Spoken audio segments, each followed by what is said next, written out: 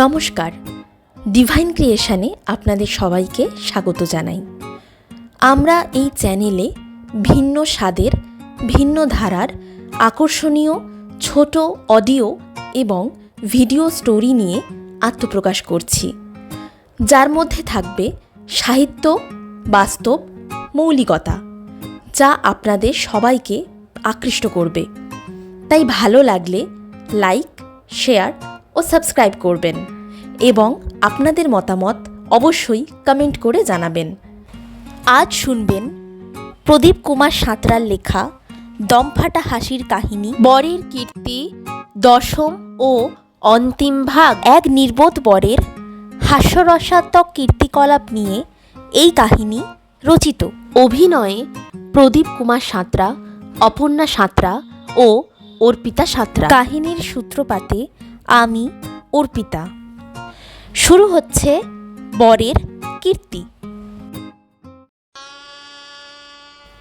এই যা, টোপরটা খুলে গেল। এই যদু দেখ, ওইখানে ওই মেয়েগুলো একটা বড় গাঁদা ফুল দিয়ে বরের টোপরে মারলো। টোপরটা খুলে গেল। এবার যদি পরচুলেও মারে। হ্যাঁ, এই জরি পরচুলটা হাত দিয়ে চেপে ধর। ওই মেয়েগুলো আবার ফুল দিয়ে মারলে পরচুলটা হয়তো উড়ে যেতে পারে। ঠিক বলেছিস, তখন ওরা সবাই তোর ন্যাড়া মাথায় তবলা বাজাবে। ঠিক বলেছিস, হাত দিয়ে চেপে ধরি। আচ্ছা যদু, যদু দেখ, ওই মেয়েগুলোর মধ্যে হলুদ শাড়ি পরা মেয়েটি কি সুন্দর বল। ওকে যে বিয়ে করবে তার ভাগ্য কি ভালো বল। ভজহরি, তুই আবার অন্য মেয়েদের দিকে দেখছিস? এই ভজা, তোর ভাগ্য খারাপ কি রে? তোর ভাগ্য ভালো বলেই মাস্টারদার কথায় এমন ভালো ঘরের মেয়ে প্রীতিকে তোর বাবা তোর সাথে বিয়ে দিতে যাচ্ছে। নইলে তোর যা যোগ্যতা, ওই ইডিভাটার ঘেন্নির মাও ঘেন্নিকে তোর হাতে তুলে দিত না। কারণ তোর দুটো ইড বাওয়ারও ক্ষমতা নেই, তুই আবার মেয়ের বিচার করিস। ঠিক বলেছিস। শোন ভজহরি, এবার যদি কোনো মেয়ে দেখে অমন কথা বলেছিস, আর থামবো না। সোজা দুটো কুনকে এনে তোর দুটো চোখ বেঁধে কলুর বলদের মতো কোনেকে বের করে তোকে 7 পাকে ঘোরাবো। বল মধু। এই না, আচ্ছা বেশ তাই হবে, কিন্তু আমি কি বিয়ের পরেও অন্য কোনো মেয়ের দিকে তাকাতে পারবো না? না, তাকাবি না। তুই তাকালে অন্যরাও তোর বউয়ের দিকে তাকাবে, অশ্লীল মন্তব্য করবে। বল যদু। হ্যাঁ রে, ইচ্ছে হলে কোলে করে তুলে নিয়েও চলে যেতে পারে। হ্যাঁ, বলিস কি রে? ওই দেখ যদু, ভজহরি দীর্ঘশ্বাস ফেলে কাঁধে মাথা রেখে ক্লান্ত হয়ে পড়েছে। ওই দেখ আবার হাই তুলছে। কই রে তিথি, বরের কি খবর? হরি, বজরি, এমন নেতিয়ে পড়লি কেন? মাস্টারদা, সত্যি কি আমার বিয়ে হবে? তুই কি ভাবছিলিস মিথ্যা? আমরা কি বিয়ে বিয়ে খেলতে এসেছি? ফাজলামি হচ্ছে? হ্যাঁ, আমার কেমন হচ্ছে। সে কি রে, কেমন হচ্ছে? ঘুম পেয়েছে? না, বলতে পারছি না। আশ্চর্য, বিয়ে হবে না বললেও ঝিমোয়, আবার হবে বললেও ঝিমোয়। তোকে নিয়ে কি করব বলতে পারিস? মাস্টারদা, তুমি বরং অন্য কারো সাথে প্রীতির বিয়ে দাও। ভজহরি, চাপকে তোর পিঠে ছাল তুলে দেবো হারামি দাদা। তুই কি ভেবেছিস প্রীতির জীবনের কোনো মূল্য নেই না? মান সম্মান নিয়ে ছেলে খেলা হচ্ছে, মুখে যা আসছে তাই বলে যাচ্ছিস। মাস্টারদা, আমি তোমাকে জোড়হাত করছি, আমাকে মুক্তি দাও। মুক্তি? মাস্টারদা, এ ভজরি কি বলতে চাইছি জানি না। ও কি চাইছে বুঝতে পারছি না। দেখ ভজহরি, তোকে তো জোর করে দড়ি দিয়ে বেঁধে ছাদনা তলায় বসানো হয়নি যে মুক্তি দিতে হবে। তুই তো নিজের ইচ্ছায় মত দিয়েছিস। হ্যাঁ, মত দিয়েছিলাম, কিন্তু ওরা কী সব বলছে। মাসতুতো বোন বলল আমার সাথে মানাবে না, রাম বলল বিয়ের জ্বালা তুই সহ্য করতে পারবি না, শ্যাম বলল বউ যদি তোর ন্যাড়া মাথায় হাত বুলায় তাহলে আর চুল বের হবে না। বলাই ওরে ভজহরি তুই চুপ কর, চুপ কর, কেউ শুনতে পেলে আমার পিঠে চাল আর থাকবে না। মাস্টারদা, ওরা তোমাকেও মারবে? ওরে বাবা, ইয়ে যদু আবার ছোট বাথরুম পেয়েছে। সে কি রে, এই তো পরপর 3 বার করলি, এবার চেপে ধর। ও বড্ড পাচ্ছি, বোধহয় হয়ে যাবে। ওরে ওকে নিয়ে যা, দেরি হলে ছোট বড় সব করে ফেলবে, আর নতুন ধুতি নেই যে পরাবো। না রে, আমি আসছি। হরি হরি হ, যা আবার বাথরুমে গেল। মাস্টারদা, শুভ দৃষ্টির সময় ও বুঝি হাই তুলবি? হুম হুম, তাই তো ভাবছি। আর মালা বদলের সময় ভজহরি বোধ হয় অজ্ঞান হয়ে পড়বে। তার আগে দেখ বাথরুমে ধোঁয়া দেখছে কি না।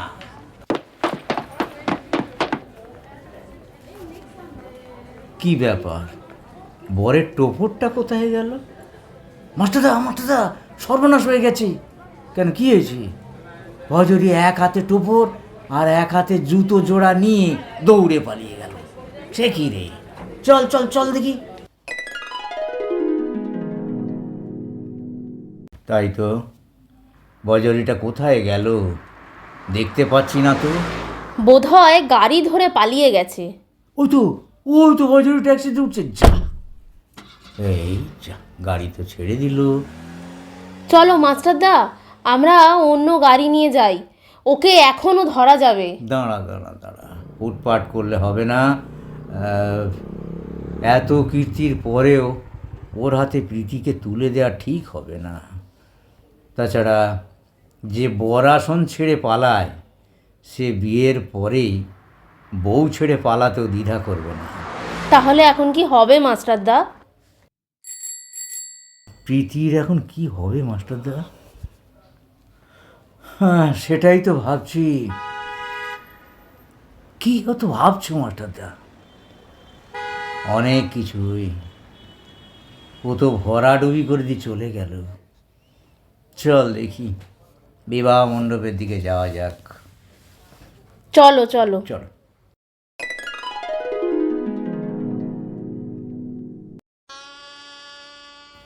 হায় ভগবান, কেন এমন হলো? আমি তো কারো কোনো ত্রুটি রাখিনি। তাহলে কি সত্যি আমি পাপ করেছি? প্রভাত, প্রভাত। কে? ও রজনী? হ্যাঁ প্রভাত, হরি যা ভুল করেছে তার ক্ষমা নেই, কিন্তু আমি নিরুপায়। অহেতুক তোমাকে যন্ত্রণা দিয়েছি, তোমার মান সম্মান ধুলায় মিশিয়ে দিয়েছি। এর শাস্তি তুমি না দিলেও ভগবান আমাকে ছেড়ে দেবে না। রজনী, না না, তোমার কি দোষ? আমি চলে যাচ্ছি প্রভাত। রজনী, তুমি চলে যাবে, কিন্তু আমার মেয়েটার কি হবে? মেয়েটা যে লগ্নভ্রষ্টা। না, মেসমশাই। কে? ও আদর্শ। বাবা, এ কি হলো? তোমার উপর যে অনেক ভরসা করেছিলাম। জানি, কিন্তু বাবা আদর্শ, তোমাকেই বা কি বলি? আমার ছেলে, ওকে আমি বুঝে উঠতে পারিনি, কিন্তু তুমি তো বুদ্ধিমান ছেলে, তুমিও ওকে চিনতে পারলে না। হ্যাঁ কাকাবাবু, পেরেছিলাম, কিন্তু এমন করে পালিয়ে যাবে বুঝতে পারিনি। বাবা আদর্শ, আমার মেয়ের কি হবে? তুমি পারবে না, যেমন করি হোক একটা পাত্র এনে দিতে, সে যা চাইবে আমি তাই দেব। মেসমশাই, মেসমশাই, কী করছেন আপনি? হ্যাঁ হ্যাঁ আদর্শ, বন্ধু হয়ে আমি তোমার কাছে ভিক্ষে চাইছি, ওই হতভাগীটার জন্য যেমন করি হোক যে কোনো একটা। অশান্ত, তোমরা ভেবেছ প্রীতির জীবনটা বাতিলের খাতায়, তাই না? আদর্শ, কি অভাব? শিক্ষা, দীক্ষা, বিবেক, মনুষ্যত্ব, মায়া, মমতা সব আছে, কিন্তু বাবা সে কে বুঝবে? কেন আমি বুঝবো? আদর্শ, তুমি। হ্যাঁ প্রশান্ত, তোমরা আমার বাহিরটা দেখেছ, ভিতরটা বুঝতে পারোনি। হরি বুদ্ধিতে কাঁচা হলেও আমি ওকে ছোট ভাইয়ের মতো ভালোবাসতাম। আদর্শ, তুমি আমার হরিকে, হ্যাঁ, আর প্রীতিকে ভালোবাসতাম এই স্বার্থপর নারী সমাজের একেবারেই ভিন্ন বলে। একটা মেয়ের মধ্যে ভালোর যা যা থাকা দরকার ওর মধ্যে সব আছে। আদর্শ, তুমি আমার প্রীতিকে, হ্যাঁ, ওর এই নিষ্পাপ দৃষ্টি, ওই অন্তরের বেদনা আমার এই বুকের মধ্যে যেন বারবার খোঁচা মারত। তাই ভেবেছিলাম মেসোমশাইয়ের ওই ভারাক্রান্ত বোঝা নামিয়ে কাকাবাবুর অশান্তির সংসারে শান্তি এনে দিতে, আর সেই শান্তির ছোঁয়া পেয়ে ওই হতভাগাটা যদি মানুষ হয়।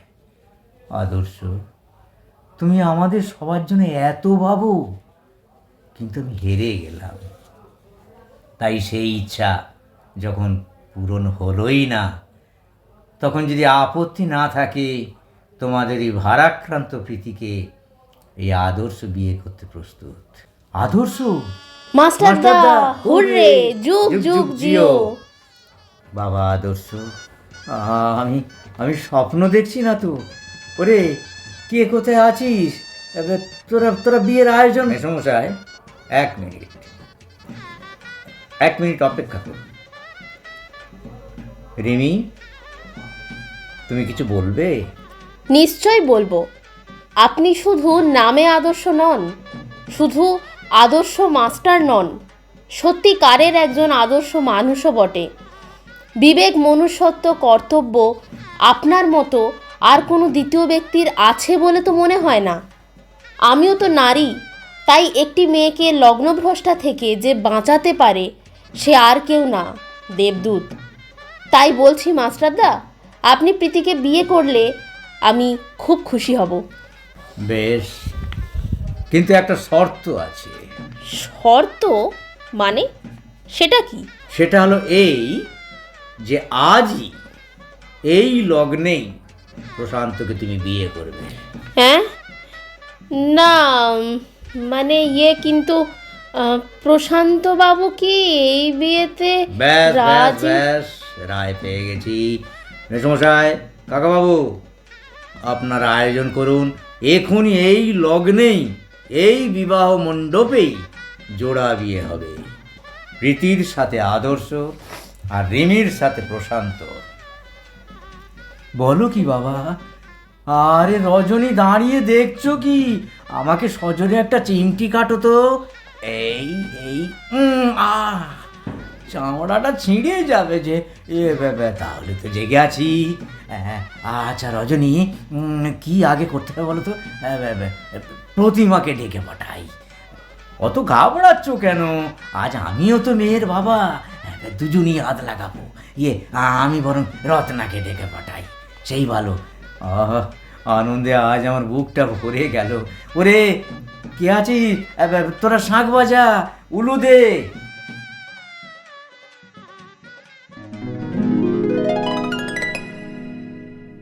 প্রদীপ কুমার সাঁতরার লেখা বরের কীর্তি দশম ও অন্তিম ভাগ শুনে কেমন লাগলো জানাতে কিন্তু ভুলবেন না।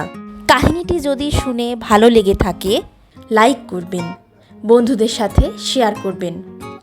আমাদের চ্যানেলকে সাবস্ক্রাইব করুন। নতুন গল্পের নোটিফিকেশন পেতে পাশের বেল আইকনটি প্রেস করে রাখুন। দেখা হচ্ছে আরেকটি নতুন গল্পে। ধন্যবাদ।